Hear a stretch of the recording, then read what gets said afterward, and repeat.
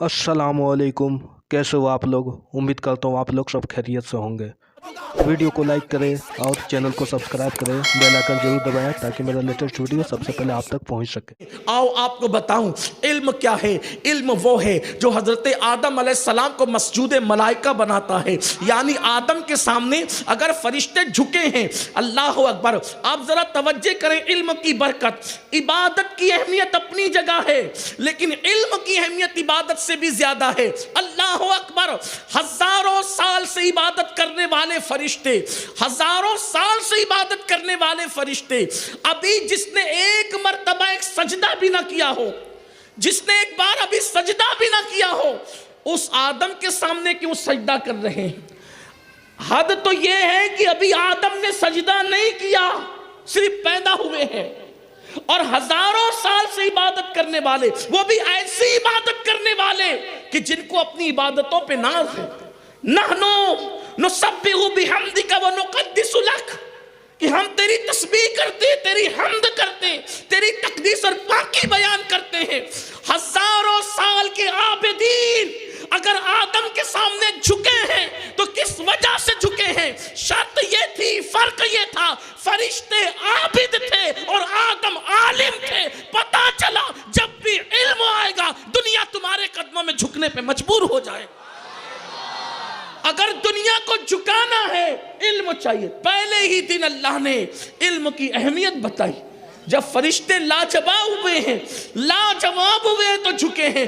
इसी तरह कोई नहीं झुकता जिस कौम को बेचारों को वुजू करने का तरीका नहीं, जिस कौम को बेचारों को नमाज पढ़ने का तरीका नहीं, वो कौम क्या किसी को अपने पास झुका सकेगी? इल्म से कोरे, इल्म से आरी, जमीन पे अपने वजूद को भारी कर चुके हैं। इल्म वो है जो आदम को मस्जूद मलाइका बनाता है। इल्म वो है जो हजरत सैयदना यूसुफ अलैहिस्सलाम को मिस्र के कैद खाने से, मिस्र की जेल से निकालकर मिस्र की बादशाहत अता करता है। इल्म वो है जिसने हजरत यूसुफ को बादशाह बनाया। इल्म वो है जिसने हजरत सुलेमान अलैहिस्सलाम को बादशाह बनाया। इल्म वो है, अल्लाह अकबर, जिसकी बरकत से, अल्लाह अकबर, हमने सितारों पर कमंदे डालने की बात की, सूरज की शुआओं को गिरफ्तार करने की बात की, हमने दुनिया को इल्म की खैरात दी। लेकिन आज हम इल्म से दूर हैं। आज हमने सबसे ज्यादा इबादत पे तवज्जो दी। इबादत अहम है, लेकिन जिस इल्म के बगैर इबादत होगी तो वो इबादत ना होगी, वो फजीती होगी।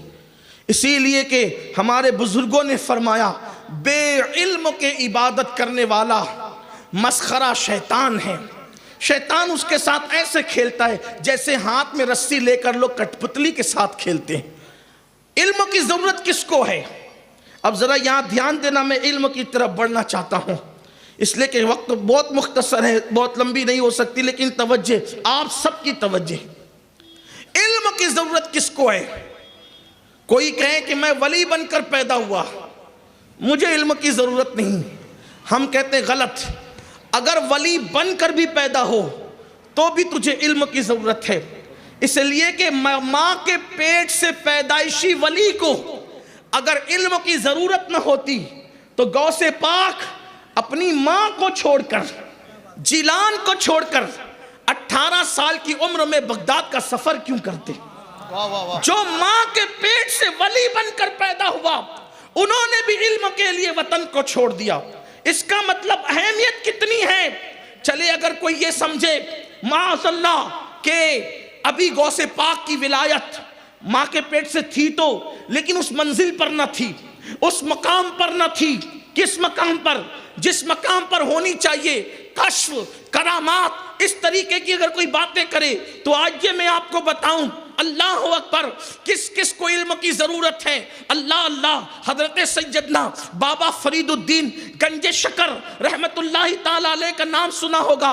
फरीद मिल्लत व दीन, हजरत निजामुद्दीन के पीर, हजरत साबिर पाक के पीर, वो फरीदुद्दीन गंजे शकर, जिसके लिए गरीब नवाज ने फरमाया कि अल्लाह अकबर, बाबा कुतुब, आपने ऐसे शहबाज का शिकार किया है कि इसकी बरकत से क़यामत तक आपका नाम जिंदा रहेगा वो हजरत फरीदुद्दीन गंजे शक्कर रहमतुल्लाहि ताला अलैह। अभी उनकी उम्र सिर्फ 14 या 15 साल की है। दिल में ख्याल आया चलो चलकर किसी पीर से मुरीद होना चाहिए। अब जरा ध्यान दे किस किस किस को इल्म की जरूरत है और इल्म क्या चीज है।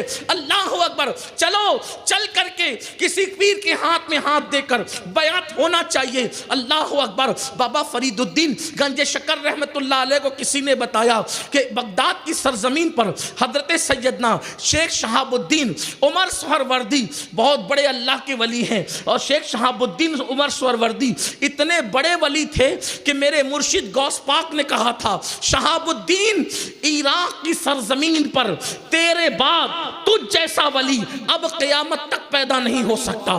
तू वो आखिरी शान वाला वली है, अब तेरे बाद ऐसी शान वाला वली क़यामत तक बगदाद में पैदा नहीं होगा। वो शेख शहाबुद्दीन उमर सोहरवर्दी, अल्लाह अल्लाह, उनकी खानका की शोहरत सुनी, उनकी खानका का चर्चा सुना, उनकी खानका का नाम सुना, ये मुरीद होने के लिए वहां पर पहुंच गए। जब वहां पर पहुंचे, इत्तेफाक की बात 14-15 साल की छोटी सी उम्र थी, पढ़ाई के अय्याम चालू थे, पढ़ाई के अय्याम जारी थे। ऐसे में किसी ने कहा कि ये खानका है।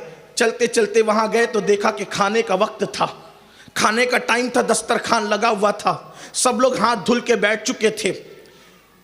हजरत शेख शहाबुद्दीन उमर सोहरवर्दी ने बाबा फरीद को देखा, पहचान गए कौन आया है, इसलिए कि वली को वली पहचानता है। बेचारों को क्या खबर, भटियारों को क्या पता कि जौहर किसे कहते हैं। हीरे की पहचान जौहरी को होती है, सोने की पहचान सुनार को होती है। बाबा फरीद को देखा, एक नजर में पहचान गए कि फारूक आजम का ये बेटा आने वाला, जिसका शजरा नसब सैयदना उमर इब्न खत्ताब से मिलता था। कहा कि शहजादे बैठो, आप भी हाथ धो खाना खाओ, बातें बाद में होगी। बाबा फरीद बैठे, बड़े बड़े अहले इल्म वहाँ पहले से मौजूद थे। एक कनीज आई, उसने हाथ धुलाने के लिए लोटे का पानी आपके हाथों पे उंडेला। जैसे ही उसने हाथ पे डाला, बाबा फरीद उसका चेहरा तकने लगे, इसलिए कि कनीज़ों के लिए पर्दे के वो अहकामात इस्लाम में नहीं है जो आज़ाद औरत के लिए है। इसकी तफसील आप कुरान की तफसीर में पढ़ सकते हैं। चेहरे पे नज़र पड़ी, वो पानी डालने लगी। बाबा फरीद पानी कहाँ से हाथ धोते रहे, एक लोटा, दूसरा लोटा, तीसरा लोटा, वो पानी पे पानी डालती रही, हाथ धोते रहे, उसका चेहरा तकते रहे। लोग एक दूसरे को कोनियां मारते थे, कंकियों से इशारे करते थे, ये लो जनाब, जिन्हें हाथ धोने का सलीका नहीं, वो इतने बड़े पीर से मुरीद होने के लिए चला आया है। लेकिन हजरत शेख शहाबुद्दीन उमर सोहरवर्दी जान गए मामला क्या है, किस्सा क्या है। जब वो हाथ धुल चुके तो हजरत शेख शहाबुद्दीन ने खाने से पहले कहा, शहजादे मसूद ये बताओ कि पानी इतना ज़ाय करना जायज़ नहीं है हाथ धुलने में, और आपने बहुत लोटे ज़ाय कर दिए, आपने ऐसा क्यों किया। तो शेख शहाबुद्दीन उमर सोहरवर्दी से बाबा फरीद कहते, सरकार अगर बेअदबी माफ़ हो तो बात अर्ज़ करूं। कहा फरमाए। तो अर्ज़ किया, सरकार जब ये आपकी कनीज़ हाथ धुलाने के लिए आई और इसकी पेशानी पे मेरी नज़र पड़ी तो मैंने लौहे महफूज पर इसकी लिखी हुई तकदीर को पढ़ लिया।